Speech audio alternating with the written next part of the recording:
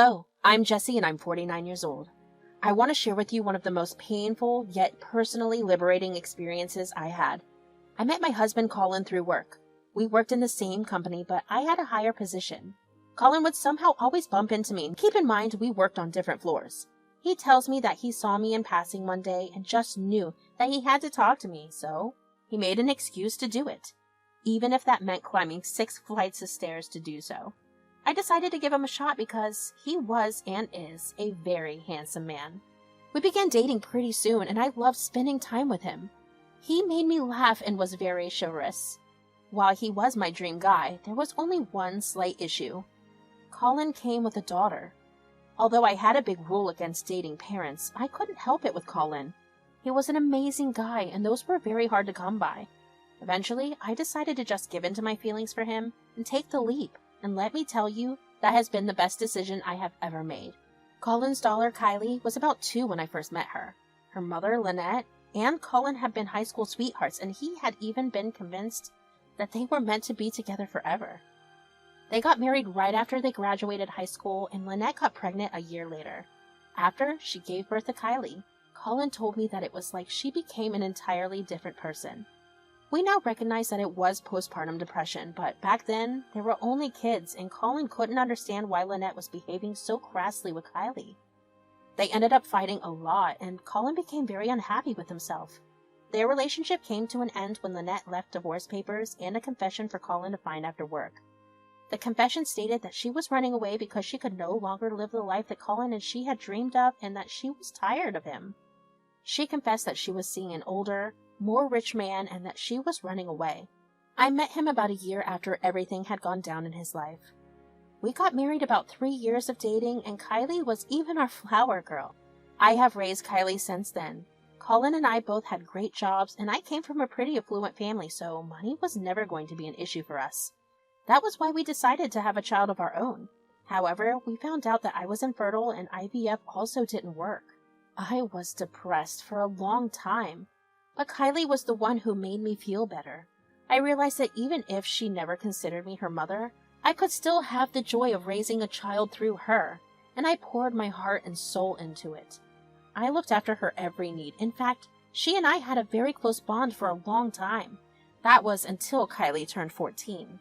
A couple of days after Kylie turned 14, I began to notice a shift in her behavior. She stopped talking to me and she never laughed either. She seemed so withdrawn and distant. I got really worried about it and I kept asking her, but she never really talked to me about it. I told Colin about my worries and he decided to call a family meeting for the 3 of us one night. Okay, Kylie. There's clearly something distressing you and I just wanted you to know that we're here no matter what. You can tell us anything, okay? There's nothing. Oh, honey, don't lie. You're not as happy as you were before. What's wrong? You guys will get mad at me. We won't get mad at a thing, darling. You're safe with us, remember? Yeah? Take your time. We'll be right here. So, on my birthday, I got an email. An email from? Mom, as in my birth mother. What? Why did you not tell us? See, this is why I don't want to say anything. You're mad at me. No, darling, we're not mad. Just really surprised. Oh, well, she told me she got my email through some family members and she asked me if we can meet. Kylie, I'm not mad, but I need you to answer me truthfully. Did you go and meet her? No, but I will be meeting her at the mall tomorrow. I don't know if that's a smart idea. Why don't you invite her over so we can at least supervise you? She was insistent on you not being there, and I figured the mall would be the safest option because it's a public space. I don't think you should go.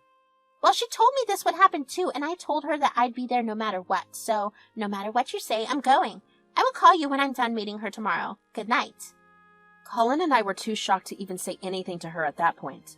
But before we went to bed, we did discuss if it would actually be alright for her to go.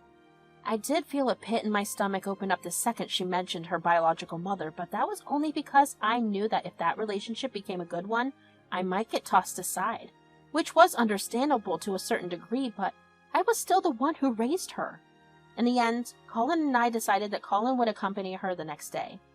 From what Colin told me, Kylie was not happy that he was tagging along, but she dealt with it. Lynette was not happy he was there either, but she did not make a fuss about it.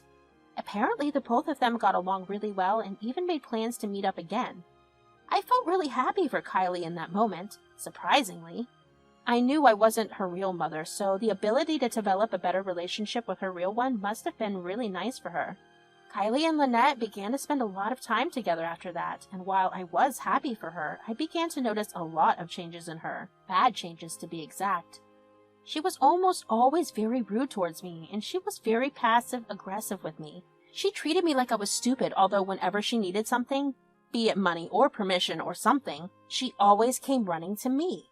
Colin confirmed her about it because he could see how upset I was getting. That was when we got a glimpse into what was really happening at Kylie and Lynette's hangouts. Lynette was feeding Kylie with all these hateful feelings towards me. She managed to convince Kylie that I had been a homewrecker and that I wanted to take away Lynette's place from Kylie. I was horrified, and so was Colin. We didn't let her go out with Lynette again, although the damage was already done. She had made up her mind about me, and there was nothing I could do about it. What followed the next few years was just me trying my best to rebuild the connection we once had. I would do everything in my power to give her everything she wanted, and after she got it, she would go back to treating me like trash. After Kylie turned 18, she moved out of college, which was about 2 hours away from us, and pretty much never spoke to me, unless she ran out of money and needed it. There were several occasions when she called me to drive her back to campus when she had been out late partying and was too drunk to drive herself. She would beg me to not tell Colin, and like the doormat I was, I kept whatever she asked me to hide a secret. I think it was in her final year that she met her now husband Tyler. They dated for a couple of years before getting engaged. I didn't even find out about the engagement until Colin brought it up casually over breakfast one morning. Turned out that the previous day, Kylie had called Colin to excitedly tell him about her getting engaged while he was at work.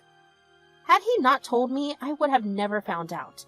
That hurt a lot, but I put my feelings aside and texted her to congratulate her. Kylie and her fiancé at the time, Tyler, came over one night for dinner. I was excited to have Kylie over because it had been almost a year since I last saw her. At dinner, both of them revealed that they were engaged, and I was ecstatic for them.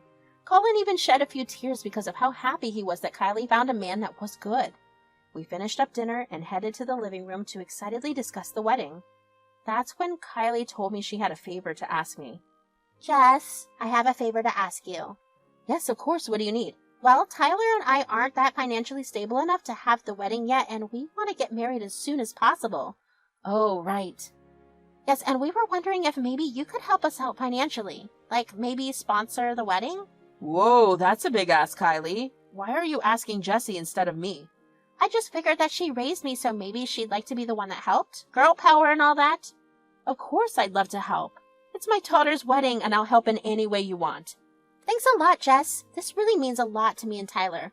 Of course, just let me know if you need anything else. Okay, yes. I knew that there was something weird about Kylie only asking me, but I was just so eager to be a part of her life in any way that I could. I would have scaled the highest mountains if she would have asked me to. I did my best to put away all the negative thoughts I had. Of course, that night after Kylie and Tyler left, Colin had a chat with me. He asked me if I was sure that I wanted to do something like that for Kylie.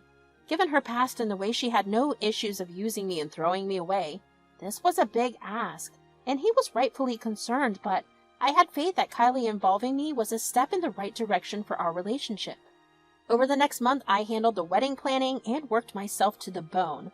I placed orders and organized catering and figured out vendors. I even selected the minuteness of things like the fabric of the tablecloths. Kylie was barely there, but as per her words, she was just caught up with work. I was peeved at first, but I let it go because she was still letting me be a part of her wedding.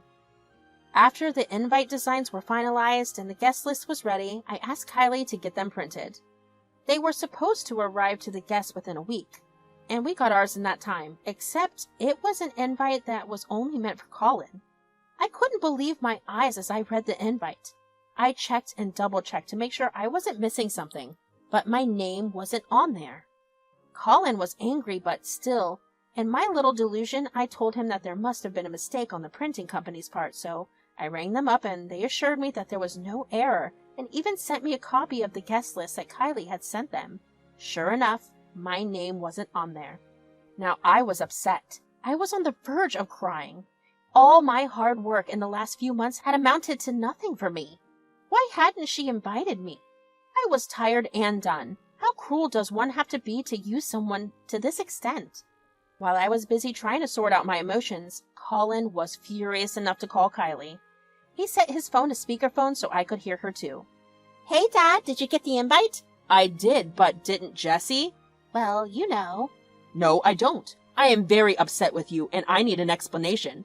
Look, I didn't want to make this awkward, but my mom responded to me a couple of months ago, and she said she would attend the wedding. Okay, and what has that got to do with Jessie? Well, I wanted to have a moment with my real mom, and having Jessie there would be weird. I'm sure Mom wouldn't want to see her, and I don't want any big drama on my big day. So you're putting the woman who abandoned you over the woman who raised you? Don't put it like that. You make me sound horrible. This is just me trying to alleviate any sense of tension that might be there. If you don't invite Jessie, I won't come. Oh, come on, Dad. This is your only daughter's big day. Look, why don't you think this over with a cool head and you'll see my perspective. Also, please just cross-check with Jessie if she's done paying off everything. What? Kylie, Jessie here. I totally understand where you're coming from. Don't worry about anything, sweetie. I'll have everything taken care of. Aw, I knew you were the best. Thanks a lot, Jess. Colin looked at me like I had grown a second head after the call was done. I mean, I would have reacted the same way too, but at that point, I was no longer sad. I was seething with anger. I couldn't believe her audacity to ask me to cover all her wedding expenses and not invite me to the woman who left her. I knew I gave her many chances to mend her ways, but that was where I drew the line. I was not going to be her ticket to a dream wedding. If she wanted her precious mother there so badly, she could have her cover all the costs. I told Colin about what I was feeling and what I intended to do. He was fully on board and had my back. The first thing I did the next day was call all the vendors and ask if I could cancel. While a lot of them were understanding and sympathetic to my situation and gave me back my deposit, some of them refused to do it. I didn't mind. I didn't end up losing too much, so it was okay. Over the next 2 months, Kylie would call me pretty frequently to check the status of the wedding planning, and I would give her all the updates about it. While I did feel the saddest pleasure in giving her a taste of her own medicine, a huge part of me still felt crushed that I was being treated that way. Colin had my back. He barely spoke to Kylie, and whenever she tried, he just ignored her. She intentionally didn't care too much, but as the day of her wedding got closer, she got more desperate. Her breaking point was when she asked Colin to walk her down the aisle, and he said that he wouldn't. She came over to our place when Colin was at work and broke down crying in front of me. What's wrong? Dad really isn't coming to my wedding? Oh yeah, you poor thing. You understand why I haven't asked you to come, right? Yeah, of course I do. See, this is why you're amazing. I need your help again. Again? What do you need? Could you please convince Dad to come to the wedding and walk me down the aisle?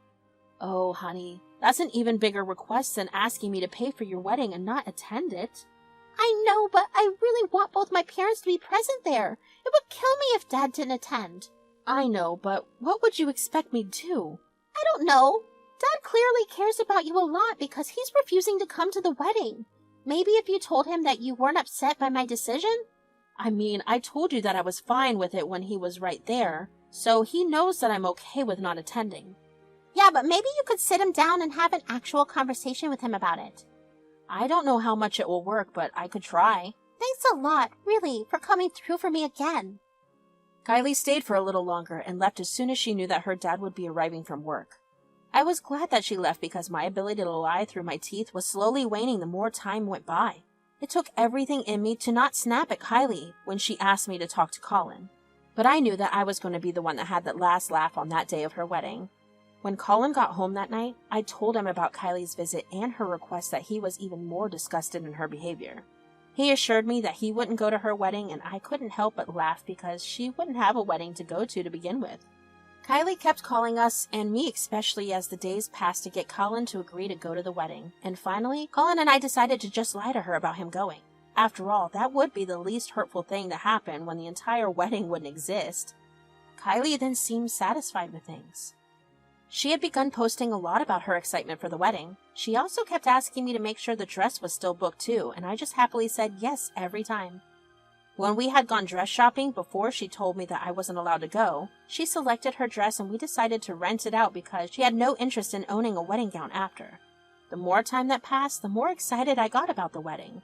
Kylie only got more condescending and passive-aggressive against me. The closer her wedding day grew, the less she communicated with me, and that was fine by me, obviously. I was woken up by multiple calls from Kylie and Tyler. Colin and I had decided to stay up the previous night and watch a bunch of our favorite shows and drink a little to make up for the emotions the next day would bring. Anyway, I woke up and immediately woke Colin up so he could hear the conversation I was about to have with Kylie. Jessie! Yeah, what's going on? The venue was apparently not booked for us and none of the preparations were made here. What happened? Preparations we made? I really don't think now is the time to be petty about who did what. My style team isn't here, and neither is the dress. The guests are going to be arriving soon, and we need to figure a way around the venue situation. You need to call them and tell them that there's been a mix-up. There's no need for any of that. They're right. The venue isn't booked. What? Why? And neither are the rest of the things that I was supposed to pay for. Did you really sabotage my own wedding to prove some petty point? What do I do now? Why don't you ask your mom? My God, and to think I thought you were actually on my side. I should have known that an evil woman like you could never have been capable of doing something good. Kylie, that's really rich coming from you. Considering you were literally using me like a wallet, this is the last time that I'm going to talk to you or even interact with you. Have fun with your mom. I'll tell Dad what you did. No need to. I told her to do it in the first place. I don't want to see you for a long time either.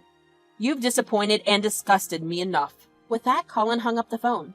Of course, I felt really bad for doing that to Kylie, but I saw no other way of teaching her how to treat others well and not use them whenever she saw fit. Colin and I mourned the loss of a child together. But at the end of the day, both of us were relieved that we didn't have to deal with a selfish individual. Kylie kept calling and texting us for the next 3 hours, but we switched our phones off and decided to spend the rest of the day doing things that we enjoyed. Later on, Colin found out through a bunch of other relatives who were supposed to attend the wedding about the aftermath of the fallout. Turns out that a lot of the guests were upset considering a lot of them flew in from different states to attend it at Kylie's insistence. Tyler's parents were not happy, but they managed to pull strings and get a venue at his father's country club at the last minute. The guests were not happy because the new venue involved standing in the heat and sweating a lot. I heard that Kylie's mother, Lynette, ended up leaving halfway through the ceremony. I also heard that at some point Kylie broke down and cried because the wedding was not what she wanted, and that only made me laugh harder. Whatever happened for a reason, and I hope that Kylie got a good character-building lesson from this experience. Colin and I have since booked a vacation to France, and that's where I'm typing this from. I wanted to put the money I would have spent on a wedding for someone who didn't value me to better use, so here I am. If there's one thing I wanted you to take away from this experience of mine, is to never let anyone, even family, take advantage of you.